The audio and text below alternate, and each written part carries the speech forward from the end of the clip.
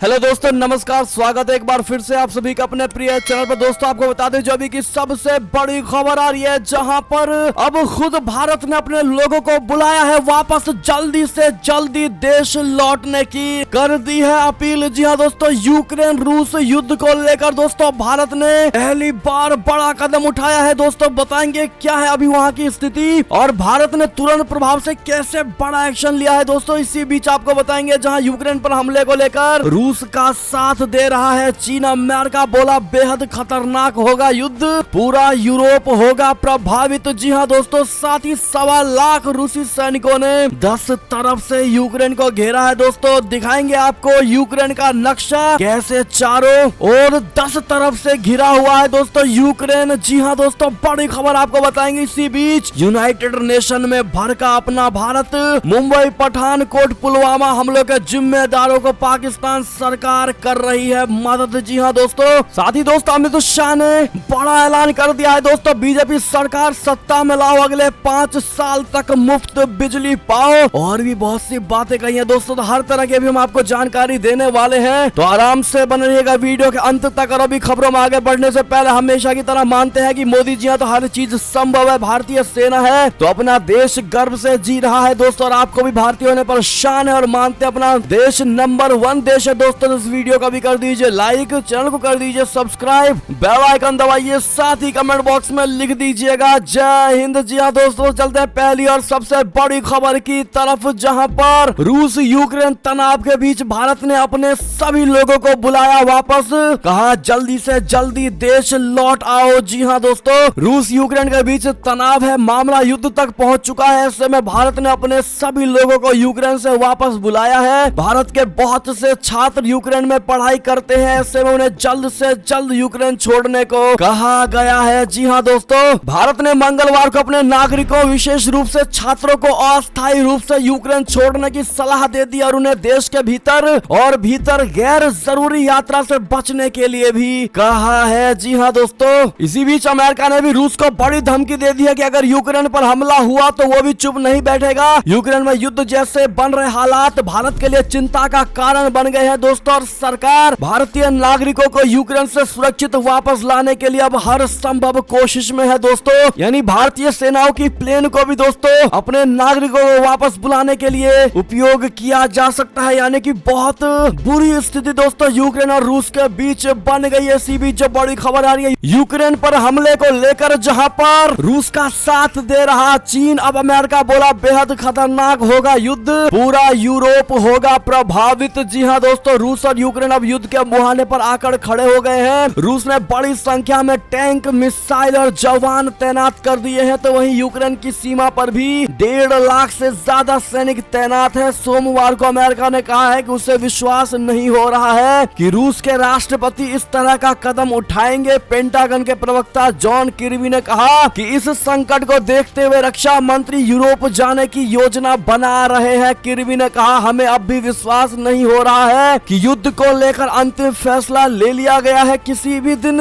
युद्ध शुरू हो सकता है और हो सकता है रूस कोई चेतावनी दे, या फिर ये भी हो सकता है कि बिना वार्निंग ही हमला हो जाए। फिर भी मेरा मानना है कि डिप्लोमेसी बंद नहीं होनी चाहिए और युद्ध को टालने के यही एक बहुत बड़ा तरीका है। जी हाँ दोस्तों, आपको बता दें चीन को लेकर क्या बोला अमेरिका। यूक्रेन से तनातनी के बीच चीन रूस का साथ दे रहा है और इसी बात को लेकर भी अमेरिका ने कहा कि ये बेहद खतरनाक होने वाला है युद्ध। किर्बी ने कहा अगर इस तरह चीन चालाकी दिखाता है और वो रूस का समर्थन करता है तो और ज्यादा अस्थिरता आएगी और यूरोप में सुरक्षा की स्थितियां गंभीर हो जाएंगी। इसका असर पूरे यूरोप पर पड़ेगा। यानी कि दोस्तों ये युद्ध थमने का नाम नहीं ले रहा है और कभी ना कभी किसी भी वक्त दोस्तों बहुत बड़ा एक्शन लिया जा सकता है, चाहे वो पहले रूस ले ले या फिर यूक्रेन या नाटो। अगली खबर की बात करें, जहां पर 1.25 लाख रूसी सैनिकों ने 10 तरफ से यूक्रेन को घेरा है। दोस्तों आप नक्शे में देख पा रहे होंगे, आपको दिखा रहे हैं दोस्तों, जहां पर मैप को देखने से पता चलता है कि रूसी सैनिक बेलारूस, रूस और क्रीमिया में बड़े स्तर पर मौजूद है। बेलारूस में रूसी सैनिक ब्रेस्ट, बर्नोविच, येल्स्क, मजर आयर, रेचस्यात जैसे इलाकों में यूक्रेन बॉर्डर से नजदीक जमा है। दोस्तों कौन कौन से जगह पर दोस्तों रूसी सैनिक मौजूद है, आप ये डॉट डॉट इस स्क्रीन पर यानी मैप में देख पा रहे होंगे दोस्तों। अब आप खुद समझ सकते सकते हैं कितनी बुरी तरीके से यूक्रेन को रूस द्वारा घेरा गया है दोस्तों। यानी कि अगर रूस ने इतना ज्यादा इंतजाम कर दिया है दोस्तों तो कोई ना कोई बहुत बड़ी हरकत अवश्य होने वाली है। क्या कहते हैं आप लोग? राय सुझाव जरूर दीजिएगा। अगली खबर की बात करें जहाँ यूएन में भड़का अपना भारत, बताया मुंबई पठानकोट पुलवामा हमलों के जिम्मेदारों को पाकिस्तान सरकार दे रही है मदद। जी हाँ दोस्तों, भारत ने आतंकवाद को बढ़ावा देने के मुद्दे पर संयुक्त राष्ट्र में एक बार फिर पाकिस्तान को कटघरे में खड़ा कर दिया है। भारतीय दूत ने कहा है कि दुनिया जानती है कि 2008 के मुंबई हमले, 2016 के पठानकोट हमले और 2019 के पुलवामा आतंकी हमलों की साजिश रचने वाले कहां से आए थे। इसके साथ ही भारत ने अफसोस जताते हुए यह भी कहा है कि इन हमलों को अंजाम देने वालों को पाकिस्तान का समर्थन व आतिथ्य प्राप्त है। यूएन में भारत के स्थायी मिशन के काउंसलर राजेश परिहार ने सोमवार को संयुक्त राष्ट्र की आतंकवाद विरोधी समिति की बैठक में ये बात कही है दोस्तों। उन्होंने कहा कि आज से ठीक 3 साल पहले 14 फरवरी 2019 को जम्मू कश्मीर के पुलवामा में हुए भयानक आतंकी हमले में 40 बहादुर भारतीय सुरक्षा कर्मी शहीद हुए थे। ये हमला पाकिस्तान से संचालित आतंकी संगठन जैश-ए मोहम्मद ने किया था। भारतीय काउंसलर ने कहा कि दुनिया ने 2008 के मुंबई आतंकी हमले,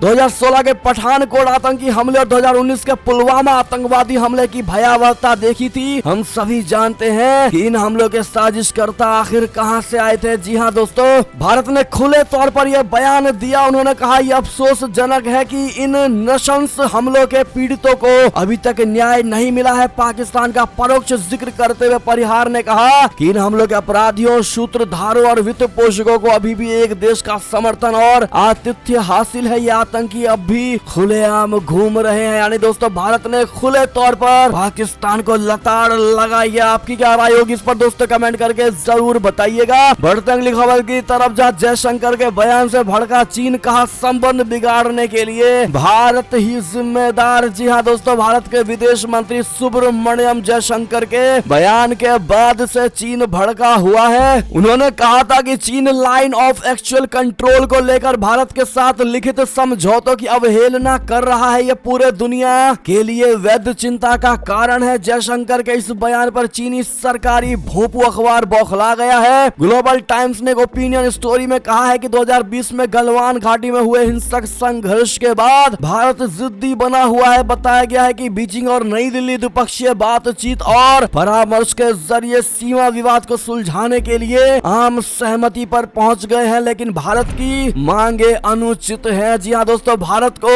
ही उल्टा गलत ठहराने की दोस्तों कोशिश की जा रही है चाइना द्वारा। इस पर आप क्या जवाब देंगे कमेंट में जरूर बताइएगा। बढ़ते अगली खबर की तरफ जहाँ हिजाब विवाद में कूदा इस्लामिक देशों का संगठन, हरिद्वार हेट स्पीच पर भी बोला भारत ने दिया अब करारा जवाब। जी हाँ दोस्तों, कर्नाटक के स्कूलों एवं कॉलेजों में हिजाब पहनने की अनुमति न होने पर छिड़े विवाद ने अब अंतरराष्ट्रीय रूप ले लिया है। मुसलमान देशों के संगठन इस्लामिक सहयोग संगठन ने इस मुद्दे पर टिप्पणी की है और भारत को नसीहत देने की कोशिश की है। इस्लामिक सहयोग संगठन ने अंतरराष्ट्रीय समुदाय से मांग की है कि वो इस मामले में दखल और मानवाधिकारों की रक्षा के लिए प्रयास करें। इतना ही नहीं, इस्लामिक सहयोग संगठन ने भारत को हरिद्वार में हुई धर्म संसद के दौरान हेट स्पीच को लेकर भी भारत को उपदेश देने की कोशिश की है। हालांकि भारत ने इस्लामिक सहयोग संगठन के रुख पर कड़ी प्रतिक्रिया जताई है दोस्तों और कहा है कि भारत में हर मजहब के लोग बहुत खुशी के साथ रह रहे हैं। अल्पसंख्यक मामलों के मंत्री मुख्तार अब्बास नकवी ने कहा है कि कोई भी भारत को उपदेश नहीं दे सकता है। उन्होंने साफ तौर पर कहा है कि क्या पाकिस्तान में कोई लड़की जय श्री राम का नारा लगा सकती थी? यदि पाकिस्तान में कोई लड़की जय श्री राम का नारा लगा देती तो उसका तो सिर ही कलम किया जा सकता था। इस्लामिक सहयोग संगठन में कुल 57 मुस्लिम देश शामिल है, जिनमें पाकिस्तान, तुर्की, सऊदी अरब जैसे बड़े मुस्लिम देश भी हैं। संयुक्त राष्ट्र के बाद ये दुनिया का दूसरा सबसे बड़ा संगठन माना जाता है और ऐसे में दोस्तों भारत ने भी करारा जवाब दिया है ओआईसी को। आप क्या जवाब देना चाहेंगे दोस्तों ओआईसी को? कमेंट में जरूर बताइएगा। देखते हैं भारत की जनता की क्या विचार है इस पर। अगली खबर की बात करें जहाँ ड्रैगन के सामने सरेंडर हो रहा पाकिस्तान, चीन के सामने लोन के लिए गिड़गिड़ाया इमरान खान। जी हाँ दोस्तों, इमरान खान हाल ही में चीन की यात्रा पर थे। इस दौरान वो ड्रैगन के सामने पूरी तरह से सरेंडर के मूड में दिखाई दिए। पाकिस्तानी प्रधानमंत्री ने one China one policy, Taiwan, दक्षिण चीन सागर, हांगकांग, शिनजियांग और तिब्बत के मुद्दों पर चीन को बिना निशर्त अपना समर्थन दिया। इससे पाकिस्तान की बीजिंग पर लगातार बढ़ती निर्भरता साफ तौर पर झलकी। Think tank policy research group की रिपोर्ट से इसका बड़ा खुलासा हुआ है। दोस्तों, चीन की अपनी 4 दिवसीय यात्रा के दौरान इमरान खान ने बीजिंग शीतकालीन ओलंपिक के उद्घाटन समारोह में भाग लिया। उन्होंने शीर्ष चीनी नेतृत्व से भी मुलाकात की। इस यात्रा का प्राथमिक उद्देश्य पाकिस्तान की अर्थव्यवस्था को बचाने के लिए चीन से ऋण और सहायता प्राप्त करना था। थिंक टैंक ने स्टेट बैंक ऑफ पाकिस्तान के प्रमुख के बयान के अनुसार पाकिस्तान की अर्थव्यवस्था दिवालिया बताया है। दोस्तों, ये पाकिस्तान को लेकर बहुत बड़ा खुलासा दोस्तों थिंक टैंक ने किया है। क्या होगी आपकी राय, सुझाव इस पर कमेंट करके अवश्य बताइएगा। दोस्तों, बढ़ते अगली खबर की तरफ, जहां इमरान खान ने फिर छेड़ा कश्मीर का राग। कहा अच्छे पड़ोसी की तरह बातचीत से निकाला जाए हल। जी हां दोस्तों, पाकिस्तान के प्रधानमंत्री इमरान खान ने कहा है कि कश्मीर का अनसुलझा विवाद चिंता का विषय है और दोनों देशों को अच्छे पड़ोसी की तरह वार्ता की मेज पर इस मामले का समाधान करना चाहिए। खान ने समाचार चैनल CNN को दिए साक्षात्कार में कहा है कि अगर यह मुद्दा जारी रहता है तो हमेशा दोनों परमाणु शक्तियों के बीच संघर्ष होने की आशंका कायम रहेगी। तो आपके सवाल पर मेरा जवाब है हाँ, मुझे चिंतित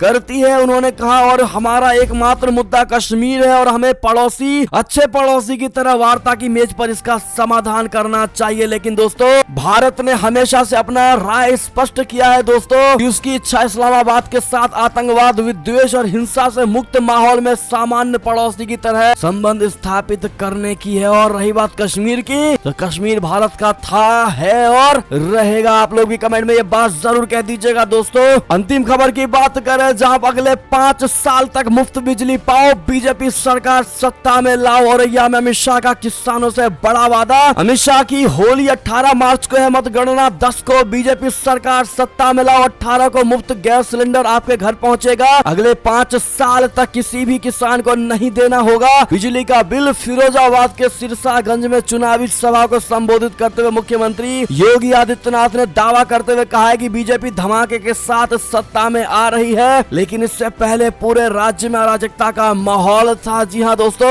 अमित शाह ने कहा भाजपा को 10 मार्च को प्रचंड बहुमत से जिताओ और 5 साल तक किसी भी किसान को बिजली का बिल नहीं भरना पड़ेगा। इस पर आपकी क्या राय प्रतिक्रिया होगी दोस्तों, सुझाव राय जरूर दीजिएगा। और ये थी अब तक की सारी बड़ी खबरें। आपको हमारी खबर कैसी लगी? आशा करता हूँ दोस्तों बहुत अच्छी लगी होगी। अगर थोड़ी भी अच्छी लगी है तो इस वीडियो को भी अपने भाई बंधुओं में व्हाट्सएप, फेसबुक, ट्विटर के जरिए पूरे भारत में शेयर करना बिल्कुल मत भूलिएगा दोस्तों। और अभी कर दीजिए इस वीडियो को लाइक, चैनल को कर दीजिए सब्सक्राइब, बेल आइकन दबाइए, साथ ही कमेंट बॉक्स में लिख दीजिएगा जय हिंद जय भारत। तो मिलते हैं आपसे अगली बड़ी खबर में दोस्तों, तब तक अपना ख्याल रखिएगा। बहुत बहुत धन्यवाद साथ देने के लिए, साथ बने रहने के लिए। और खबरों का सिलसिला लगातार हमारे चैनल पर जारी है, तो अपडेट रहना बिल्कुल मत भूलिएगा। अगली खबर का इंतजार करिएगा। मिलते हैं अगली खबर में। जय हिंद जय भारत, जय श्री राम, वंदे मातरम।